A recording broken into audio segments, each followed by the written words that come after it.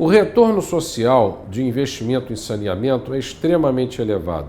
Também dados da ABICOM mostram que nos 5.570 municípios do Brasil, nós temos hoje em dia um investimento em saneamento da ordem de 11 bilhões de reais.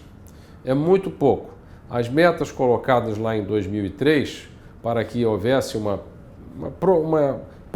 para que chegássemos próximos à universalização dos serviços para toda a população, mostram a necessidade de investimentos da ordem de 60 a 70 bilhões de reais por um período de pelo menos 14 a 20 anos. Portanto, nós estamos muito abaixo dos investimentos que precisaríamos.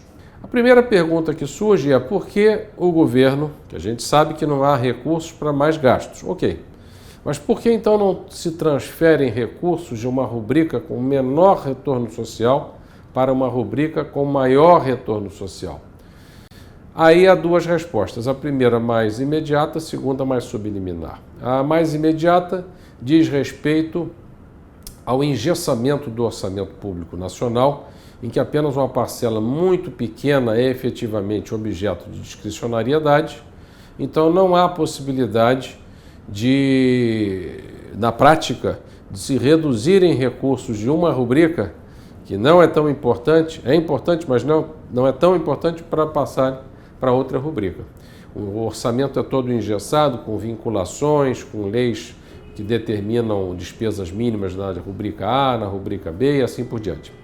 E a razão de ordem subliminar é que o sistema de representação política não consegue legislar sobre o óbvio. É óbvio que há uma necessidade de aporte de recursos na área de saneamento para reduzirmos as doenças, reduzirmos o mal-estar provocado por esse tipo de problema. Mesmo que passe a reforma da Previdência, o setor público não terá poupança suficiente para fazer frente a essa passagem nos investimentos em saneamento de 11 para 50, 60 bilhões de reais.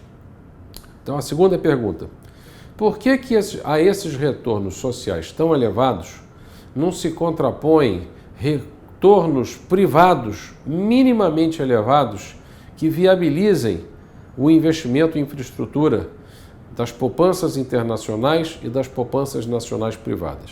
E aí, o motivo, como todos sabem, é que a regulação não permite que o retorno, uma vez corrigido pelo risco regulatório, pelo risco legal, seja interessante para contratos de 40, 50 anos, na maior parte dos casos. A Constituição usa o princípio católico da subsidiariedade, na qual os titulares do serviço de saneamento são os municípios. E os estados são vistos pelos municípios como subsidiários, secundários na titularidade. Os municípios encomendam esses serviços aos estados, que têm entidades, como é o caso da SEDAI, da Sabesp em São Paulo, da SEDAI no Rio, que proveem esses serviços e costumam fazer os chamados contratos de programa, pelo qual o município, através da sua empresa estadual, provê saneamento para os municípios. Ocorre que isso não está funcionando a contento.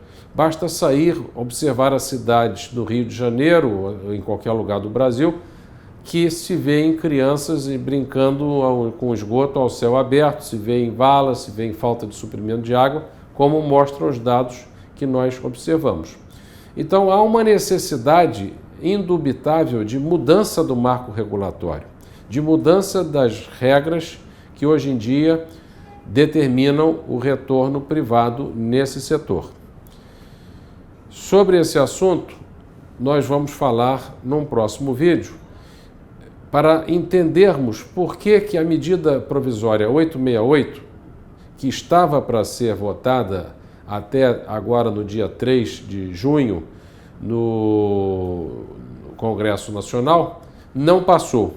Não passou e com isso permanece esse marco legal que não tem sido adequado para prover os investimentos necessários ao setor. Nós vamos estudar por que é tão difícil legislar sobre uma coisa que é tão óbvia em tempo hábil para que nós possamos corrigir esses problemas.